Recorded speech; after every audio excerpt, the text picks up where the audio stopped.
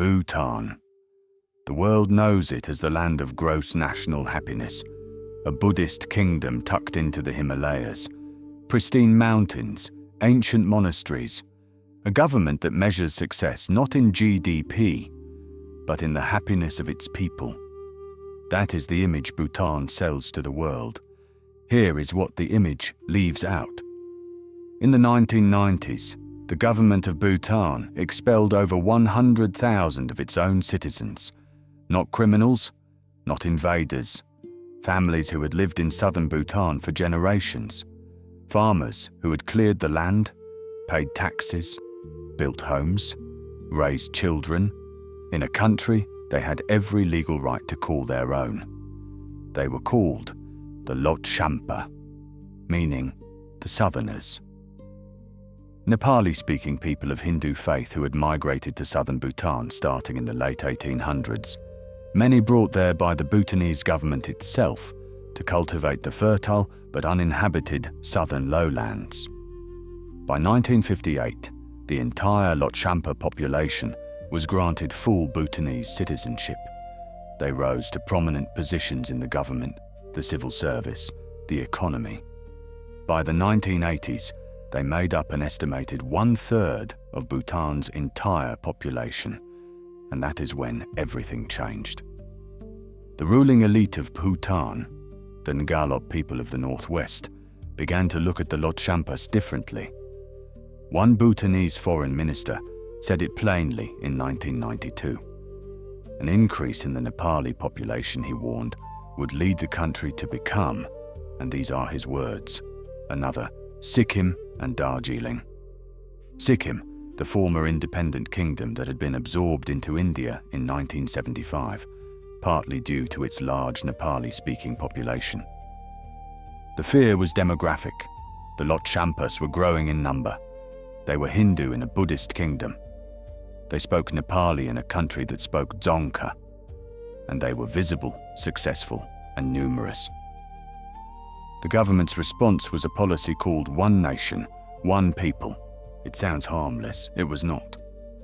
In 1985, a new Citizenship Act was passed. It required all citizens to prove they had been resident in Bhutan before 1958, or lose their citizenship entirely. Documents that people had held for decades were suddenly invalid. Census officials reclassified legal residents as illegal immigrants. Members of the same family were placed in different citizenship categories. In 1989, the Nepali language was removed from school curricula entirely. All citizens were required by law to wear traditional northern Bhutanese dress in public, a dress code completely unsuited to the climate of the south. Failure to comply meant fines or imprisonment.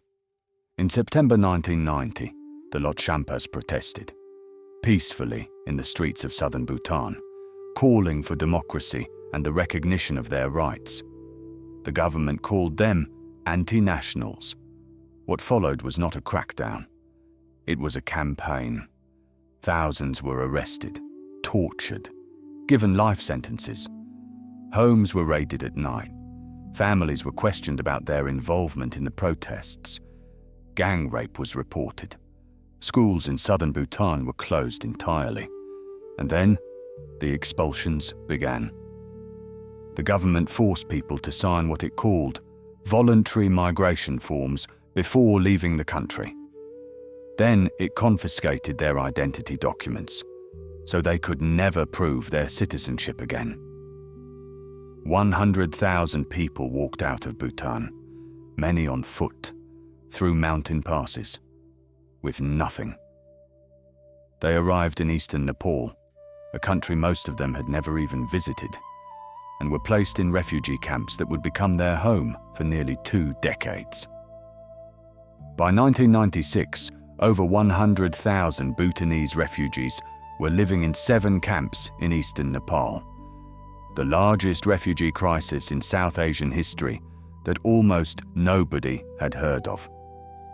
Nepal and Bhutan met 16 times at ministerial level to discuss repatriation. Nothing happened. not a single refugee was allowed to return. In 2007, a UN-led resettlement program began moving Lhotshampas to third countries: the United States, Australia, Canada, the United Kingdom, the Netherlands. Over 100,000 people were resettled. Most have never gone back to Bhutan. Most never will. As of today, the land that Lhotshampa families farmed for generations has been given to settlers from northern Bhutan. Their homes demolished, their history erased, and Bhutan continues to be celebrated internationally as a model of sustainable happiness